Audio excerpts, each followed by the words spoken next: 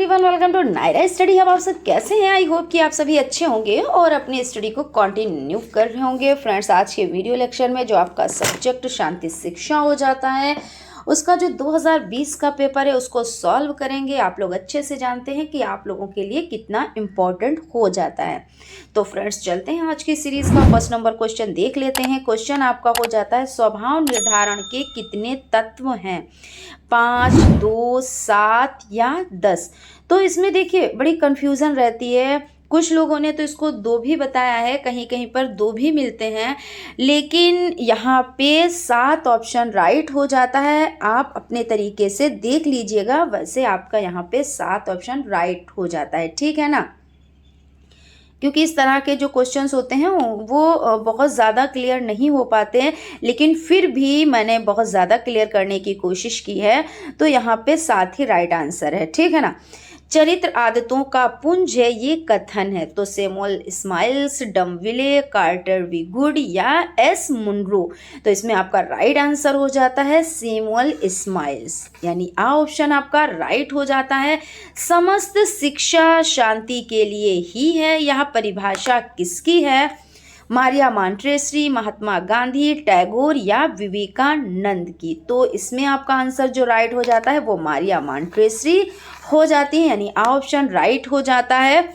Question है, जीवन में शांति के उपाय हैं? उचित शिक्षा तंत्र, पाठ्य सहगामी क्रियाएं, उचित समाजीकरण, उपर्युक्त सभी। तो उचित शिक्षा तंत्र, पाठ सहगामी क्रियाएं, उचित समाजीकरण, जीवन में शांति के उपाय हैं, यानी सभी उपाय हैं, तो उपर्युक्त सभी राइट आंसर हो जाता है। तनाव के प्रकार है, जैविक तनाव, मनोवैज्ञानिक तनाव, सामाजिक तनाव, क्योंकि सभी तरह के तनाव होते हैं, तो इसलिए उपर्युक्त सभी इसमें भी राइट आंसर हो जाता है। उसके बाद आपका क्वेश्चन है, अति लघुत्तरीय प्रश्न है, शांति शिक्षा का अर्थ बताएं। देखिए, मैंने पहले भी आप लोगों को बताया कि भाई शांति शिक्षा के बारे में पढ़ रहे हैं, तो इससे रिलेटेड कोई परिभाषा इसके बारे में तो आना ही आना है। तो आप लोग अपने तरीके से इसको लिख लें, बाकी यहाँ पे जो है वो आप देख लें। ऐसे लिखना चाहें तो आप लिख सकते हैं ना, वरना जो भी आप परिभाषा रट लें, जो भी परिभाषा याद कर लें, वो अपने तरीके से लिखें, ठीक है ना। शांति शिक्षा का अर्थ है शारीरिक, मानसिक एवं आध्यात्मिक विकास का विरोध, विद्वेष एवं विभेद रहित शिक्षा। जहां संशय और भय ना हो वहीं शांति है ना। शत्रुता और हिंसा के अभाव में सामाजिक मैत्री और सद्भाव की अवधारणा, ये भी शांति है।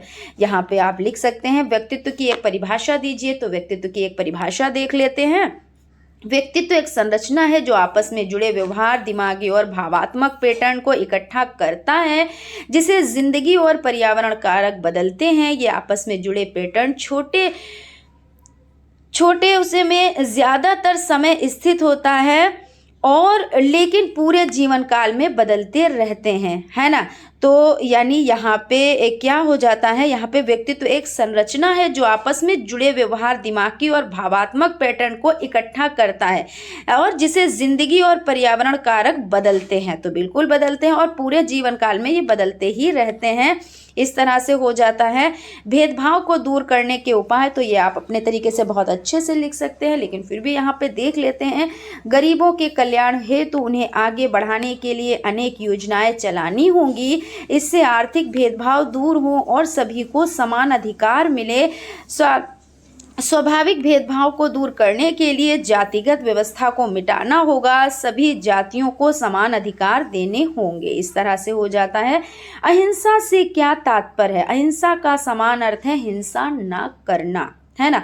इसका व्यापक अर्थ है किसी भी प्राणी को तन, मन, कर्म, वचन और वाणी से कोई नुकसान ना पहुंचाना, मन से किसी का अहित ना सोचना, किसी को कटुवाड़ी आदि के द्वारा भी नुकसान ना देना तथा कर्म से भी किसी की अवस्था में किसी भी प्राणी की हिंसा ना करना, यह अहिंसा है। यानी क्या है कि आप किसी को दुख ना पहुंचाएं, किसी के बारे में बुरा ना सोचें। बुरा का मतलब किसी का अहित ना सोचें, है ना। जब भी सोचें उसके लिए अच्छा सोचें, मदद करें। यही सब चीज़ें क्या होती हैं तो भाई जब आप किसी की मदद करेंगे, किसी के बारे में बुरा नहीं सोचेंगे, अच्छा ही अच्छा सोचेंगे, तो क्या होगा, शांति ही होगी।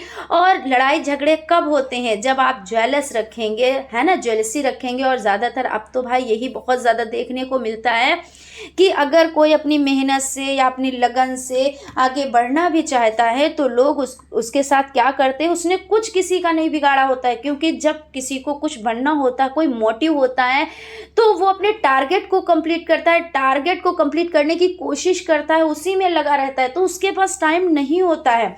लेकिन कुछ लोग क्या करते हैं, उसके साथ हमेशा आहित करने की सोचते हैं जिससे वो आगे ना बढ़ पाए। तो ये चीज़ बहुत देखी गई है। लेकिन इन सब चीज़ों को हम ही लोग दूर कर सकते हैं। कैसे भाई, शिक्षा प्राप्त करके। तो कहते हैं एक से अनेक बनते हैं, एक एक कड़ी जुड़ती है, और जब कड़ी जुड़ती है तो इस तरह के लोग जब सब हो जाएंगे तो कोई किसी के बारे में बुरा सोचेगा ही नहीं। बस यही सोचेगा कि देखो हमने इतनी मेहनत की तब हम यहाँ पे आए, तो जो शख्स है, मतलब दूसरा पर्सन है, वो भी इतनी ही मेहनत कर रहा है। तो जब वो अपनी मेहनत से आगे बढ़ रहा है तो हमें क्या ज़रूरत है उसको पीछे खींचने की। उसकी हेल्प करो, मदद करो कि वो आगे बढ़े। और अगर वो आगे बढ़ता है, अगर आपका परिचित है कोई, तो आपका भी तो उसमें नाम होता है ना, उसमें आपको भी तो बेनिफिट मिलेगा। तो ये सब चीज़ें खैर बहुत ज़्यादा डिटेल में हो जाएंगी। यहाँ पे पेपर सॉल्व कर रहे हैं और डिटेल में चीज़ें जाननी है तो आप प्लेलिस्ट में जाके वहाँ पे डिटेल में चीज़ों को देख सकते हैं, ठीक है ना। तो ये सब चीज़ें आप अपने तरीके से बहुत ही अच्छे से लिख सकते हैं। जिसका जैसा स्वभाव होगा वो अपने तरीके से स्वभाव के अकॉर्डिंग बहुत अच्छे से लिख सकता है। सामाजिक तनाव से क्या अभिप्राय है? जो तनाव समाज के लोगों के द्वारा उत्पन्न होता है उसे सामाजिक तनाव कहते हैं। और तनाव कैसे होते हैं? तनाव भी देखिए, अगर एक तनाव ऐसा होता है कि हमें वर्क करना है, एक ये तनाव, हम वर्क कैसे करेंगे, एक ये तनाव। क्योंकि कुछ लोग जैसे एग्ज़ाम आ गए तो अब क्या है, थोड़ा सा तनाव लिए। थोड़ा सा तनाव ज़रूरी होता है कि अगर थोड़ा सा भी तनाव नहीं लेंगे, सीरियस ही आप नहीं होंगे, तो कैसे आप अपना जो है एम है वो उसको कैसे कंप्लीट करेंगे।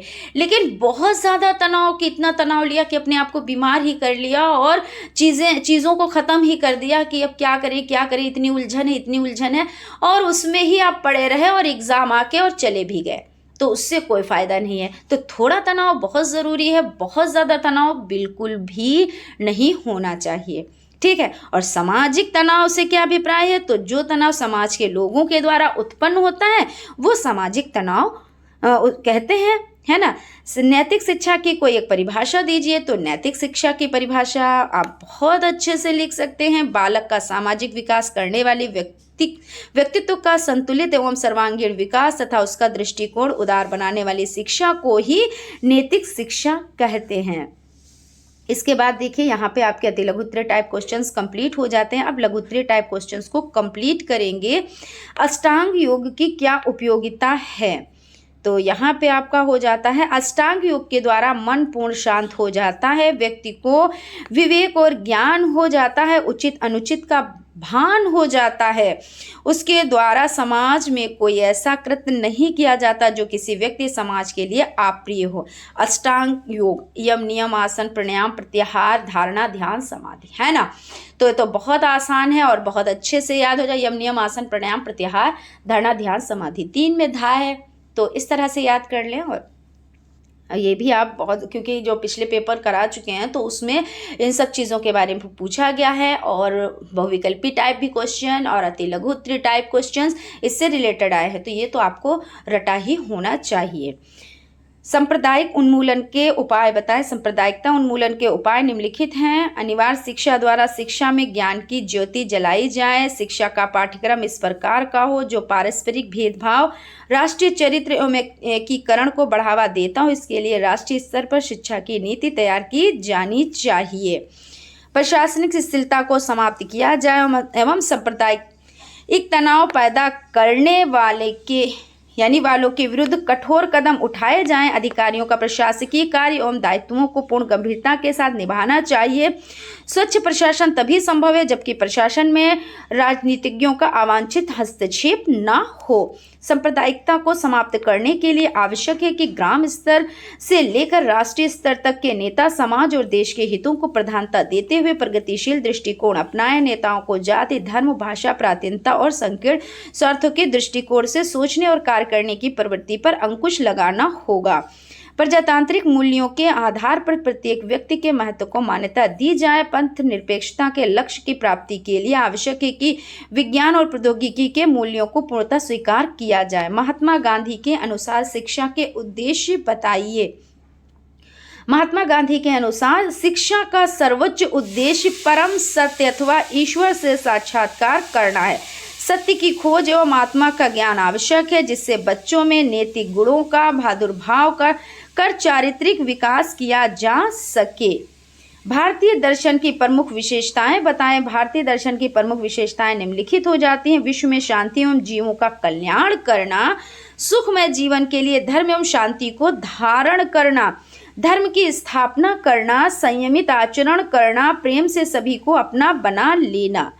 आत्म जागरूकता की विभिन्न परिस्थितियां बताएं। आत्म जागरूकता के विकास द्वारा व्यक्ति अपने प्रति चेतन होते हैं। आत्म जागरूकता को एक विशिष्ट प्रकार के स्वयं विकास के रूप में देखा जा सकता है, जो व्यक्ति के शारीरिक एवं मानसिक स्थिति, जिसमें विचारों, कार्यों, धारणाओं, एहसासों तथा दूसरों से अंतःक्रिया का समावेश रहता है, वे संबंधित होता है। आत्म जागरूकता किसी एक व्यवहार से एकाकार विकसित नहीं होता, वह धीरे धीरे कर्मिक रूप से स्वयं संबंधित विभिन्न व्यवहारों द्वारा विकसित होता है। प्रारंभ में यह जागरूकता शरीर के प्रति होती है, फिर आयु बढ़ने के साथ साथ विकास में वृद्धि होने पर जागरूकता का स्तर बढ़ता है और वे सरल से जटिल रूप ले लेते हैं। आत्म जागरूकता जीवन के अनुभवों, कार्यों एवं चिंतन के कारण बहुआयामी होता है या कोई स्थिर प्रक्रिया नहीं है, वरन गतिशील प्रक्रिया है। भ्रष्टाचार को दूर करने का उपाय बताएं। तो भ्रष्टाचार दूर करने के उपाय हो जाते हैं। प्रशासनिक मामलों में पारदर्शिता बनाएं और जनता को भागीदार बनाएं। न्यायालय में मामला त्वरित निपटारा हो। लोकपाल कानून लागू करने के लिए आवश्यक है कि संक्षिप्त एक कारगर कानून हो, जिसमें अपने शपथ के साथ शुरू करें कि ना तो रिश्वत लें और ना ही रिश्वत दें। कानून और सरकार पर से लोगों की मानसिकता बदलने की आवश्यकता है। क्वेश्चन आपका हो जाता है, बच्चों के चरित्र निर्माण में माता पिता तथा परिवार के सदस्यों के योगदान का उल्लेख कीजिए। तो परिवार के यानी बच्चों के चरित्र निर्माण में माता पिता तथा परिवार के सदस्यों का योगदान बहुत ही ज़्यादा योगदान है। आप बहुत ज़्यादा लिख सकते हैं इसके बारे में। यहाँ पे देख लेते हैं, बालकों का सामाजिक एवं नैतिक विकास करना। बच्चे का सामाजिक एवं नैतिक विकास सर्वप्रथम परिवार से ही शुरू होता है। वो सबसे पहले पारिवारिक भाषा को अनुकरण द्वारा सीखता है, उसके बाद परिवार में माता पिता तथा अन्य सदस्य उसे कई नैतिक मूल्य सिखाते हैं। यानी बच्चा सबसे पहले क्या होता है, परिवार में जन्म लेता है। वो सबसे पहले अपनी माता के संपर्क में आता है, फिर पिता के संपर्क में आता है और उसके बाद वो अपने परिवार के बड़ों के और छोटों के सभी के संपर्क में आता है और उसके बाद वो पड़ोसियों के संपर्क में आता है, फिर वो विद्यालय जाता है। यानी कहने का मतलब ये है कि बच्चे के लिए जो प्रथम पाठशाला है वो परिवार है, वो घर है, और जो उसकी प्रथम शिक्षिका हो जाती है वो उसकी माता हो जाती है। वो अपनी मातृभाषा सीखता है, उसे किसी किताब की ज़रूरत नहीं, किसी टाइम की कि इस टाइम में इतना पढ़ना है। जैसे औपचारिक शिक्षा हो जाती है कि उसके लिए टाइम होता है, एक पुस्तक होती है, हर चीज़ होता है ना, टाइम के अकॉर्डिंग ही वर्क करना होता है। लेकिन इसमें क्या करना होता है कि बच्चा सीखता ही रहता है और फिर वो विद्यालय पहुंचता है। तो यानी कहने का मतलब है कि परिवार का बहुत बड़ा महत्व होता है और बालक का शारीरिक विकास करना। बच्चों का पालन पोषण परिवार में ही होता है। परिवार ही उनके भोजन की व्यवस्था करता है, उनकी देखभाल करता है तथा रोगग्रस्त होने पर उसका इलाज कराता है। समय पर उठना, समय पर मल विसर्जन करना, समय पर खेलना कूदना तथा निद्रा लेना बच्चे को परिवार ही सिखाता है। सभी देखिए क्रियाकलाप जो भी बच्चा वर्क करता है वो कहाँ से सीखता है, वो अपने परिवार ही से तो सीखता है ना। व्यवहार संबंधी शिक्षा देना, तो परिवार ही बच्चों को व्यवहार संबंधी शिक्षा देते हैं। तत्पश्चात वह उसी के अनुरूप अन्य लोगों से व्यवहार करता है। इसी कारण कहा जाता है कि माता पिता को बच्चों के समक्ष अन्य लोगों के साथ शिष्टतापूर्ण व्यवहार करना चाहिए। यानी यहाँ पे कहने का मतलब ये हो जाता है कि व्यवहार संबंधी शिक्षा, अब बच्चे क्या करते हैं, बड़ों को जैसा देखते हैं करते हुए बच्चे वैसा ही करते हैं, क्योंकि कहने का मतलब है कि बच्चे क्या है, उन पे छाप पड़ती है किसकी, अपने से बड़ों की। तो बच्चों के सामने कोई ऐसी बात ना करे, जैसे कुछ लोगों की आदत होती है कि बच्चों के सामने दूसरे की बुराई कर देना या उनको इज्जत ना देना या इस तरह। तो बच्चे देखते हैं तो बच्चे क्या सीखते हैं, यही कि ऐसा जब हमारे बड़े कर रहे हैं इसका मतलब यही हमें भी करना चाहिए, क्योंकि ये किया जाता होगा। लेकिन जब आप जो कोई आएगा, जैसे मान लीजिए गेस्ट आए हैं, तो आप उनका क्या करेंगे, उनका दिल से स्वागत करेंगे, उनके साथ अच्छे से बात करेंगे, तो बच्चा भी देखेगा कि हमें ऐसा ही करना चाहिए, सलाम नमस्ते करना चाहिए, उनकी इज्जत करनी चाहिए, आए तो उन्हें बैठने के लिए बोलना चाहिए, उन्हें पानी देना चाहिए, ये सब चीज़ें। तो बच्चा क्या है, आज का जो बच्चा कल का वो भावी नागरिक है, तो फिर वो क्या है, तो उसमें वही सब चीज़ें पनपेंगी। तो ये सब रोल किसका होता है, ये परिवार के लोगों का है ना। तो परिवार में व्यवहार संबंधी शिक्षा बच्चों को प्रोवाइड होती है। उसके बाद आपका हो जाता है अनुशासन की शिक्षा देना। जब परिवार के लोग परिवार के मुखिया को सम्मान देते हैं और उसकी बातों को मानते हैं, तो बालक भी उससे अनुशासनात्मक प्रक्रिया सीखता है, यानी अनुशासन की शिक्षा। अब क्या होता है, अब घर में जैसे कोई बड़ा है, मान लीजिए भाई सभी के घर में दादा भी होते हैं, पापा भी होते हैं, है ना। तो पापा अगर दादा की इज्जत करते हैं तो बच्चे भी सोचेंगे हमें भी, क्योंकि हमारे पापा जो हमारे पापा हैं इतने बड़े हैं, क्योंकि बच्चों के लिए तो हीरो होते हैं पापा, है ना। तो कहेंगे कि हमारे जो पापा हैं दादा की इतनी इज्जत करते हैं, तो हमें भी उनकी इज्जत करनी चाहिए और फिर अपने पापा की भी उतनी ही इज्जत करनी चाहिए, क्योंकि वो तो हमारे हीरो हैं। लेकिन जिस परिवार में ऐसा नहीं होता है कि बड़ों की इज्जत जब बड़े नहीं करते, अपने से बड़ों की इज्जत बड़े नहीं करते, तो बच्चे भी देखते हैं कि जब ये इनकी इज्जत नहीं कर रहे तो हमें भी ना तो इनकी इज्जत करनी चाहिए और ना हमसे जो बड़े हैं यानी पापा उनकी भी करनी चाहिए। तो बच्चों में ये चीज़ हो जाती। तो ये सब चीज़ें कौन सिखाता है, तो परिवार ही तो सिखाता है कि ये आपके दादा हैं इनकी इज्जत करो, दादाजी हैं दादी जी हैं, मतलब इस तरह से। तो बच्चों को ये सारी शिक्षा मिलती है। उसके बाद है अनुकूलता का विकास। बालक परिवार से ही सर्वप्रथम अनुकूलता का पाठ पढ़ता है। परिवार के सदस्य जिस प्रकार एक दूसरे से तादात्म्य स्थापित करते हैं वह उसे सीखता है और उसी के अनुरूप व्यवहार करता है। देखिए वही चीज़ आ गई कि बच्चा जैसा परिवार में देखेगा वैसा ही बच्चा सीखेगा, क्योंकि उसे कुछ भी, जब वो जन्म लेता है उसे कुछ भी नहीं पता होता है कि हमें क्या करना है। जैसे परिवार में, अब मान लीजिए बच्चा एक छोटा सा है, उसने जन्म लिया, भाई छोटा ही बच्चा है वही, तभी तो वो अमेरिका में उसने जन्म लिया, ठीक है। तो वहाँ क्या उसको अंग्रेजी सिखाई गई? नहीं, क्योंकि वो उसकी मातृभाषा है, वहाँ पे अंग्रेजी बोली जाती है, उसके मम्मी पापा सब अंग्रेजी बोल रहे हैं। तो वो पानी को पानी नहीं कहेगा, वो वाटर ही कहेगा, ठीक है, उसको सिखाया नहीं गया। और यहाँ हम लोग क्या करते हैं, वाटर को सीखते हैं और उसमें टाइम लगता है, क्योंकि हमारे यहाँ पानी बोला जाता है तो हम पानी ही बोलेंगे, है ना। और हमको जब वाटर कहना होगा तब हम उसको सीखेंगे, हमें वो सिखाया जाएगा। तो ये सब चीज़ें होती हैं। तो यानी कहने का मतलब यहाँ पे ये हो जाता है कि जैसे कह रहे हैं कि बालक परिवार में ही सर्वप्रथम अनुकूलता का पाठ पढ़ता है। परिवार के सदस्य जिस प्रकार एक दूसरे से तादात्म्य स्थापित करते हैं वह उसे सीखते हैं और उसी के अनुरूप व्यवहार करता है। तो जो कुछ परिवार में सीखेगा वैसा ही बच्चा करेगा। और बहुत परिवारों में ये होता है कि हमारा बच्चा बिगड़ गया या हमारा बच्चा ऐसा है, तो नहीं, बच्चों की उसमें नहीं होती है गलती। अगर बड़े उनको कायदे से करेंगे, उनका केयर करेंगे, तब क्या होगा, तो बच्चा वैसा ही बनेगा। तो ज़्यादातर अगर बच्चे कुछ हो जाते हैं ऐसे, जैसे किशोर अवस्था होती है और ये अवस्था बहुत मतलब कहते हैं तूफान तनाव संघर्ष की अवस्था होती है। हालांकि यहाँ पे बहुत ज़्यादा डिटेल में चला जाएगा, लेकिन यहाँ पे बात आ गई है तो इसको ज़रूर क्लियर करेंगे। तो बच्चा अगर इस अवस्था में उसके मम्मी पापा सब साथ में हो और बच्चे को टाइम टाइम पे चीज़ें समझाते रहे, उनकी दोस्ती किसके साथ है, कैसे हमारा बच्चा रह रहा है, कैसे चल रहा है, उसे किसी चीज़ की दिक्कत तो नहीं है, परेशानी तो नहीं है, तो क्या होगा, वो सीधी राह पे चलेगा। और यही एक ऐसी एज होती है जिसमें चाहे बच्चा बिगड़ जाए और चाहे तो वो अपने आप को सेटल कर ले, बहुत अच्छे से वो कामयाब हो जाए।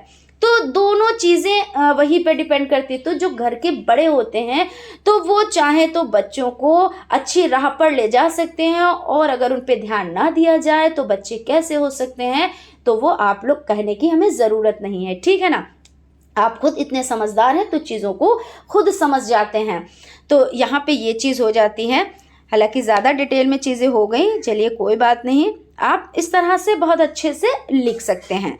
तो यानी कहने का यहाँ पे मतलब ये है कि बच्चों के चरित्र निर्माण में माता पिता तथा परिवार के सदस्यों के योगदान का उल्लेख कीजिए। तो यहाँ पे आप इस तरह से लिख देंगे। तो आई होप आप लोगों को सेशन अच्छा लगा होगा। अगर कहीं पे कोई डाउट है, कोई कन्फ्यूज़न है, तो आप कमेंट बॉक्स में कमेंट कर सकते हैं, हम उसका रिप्लाई आप लोगों को ज़रूर देंगे। और आपको और किन चीज़ों की नीड है उसका भी आप कमेंट ज़रूर करें, तो हम उससे रिलेटेड भी आप लोगों के लिए क्लासेस लेकर आएंगे। सो आप लोग अपनी स्टडी को कंटिन्यू रखें और मिलते हैं फ्रेंड्स नेक्स्ट क्लास में। Thank you.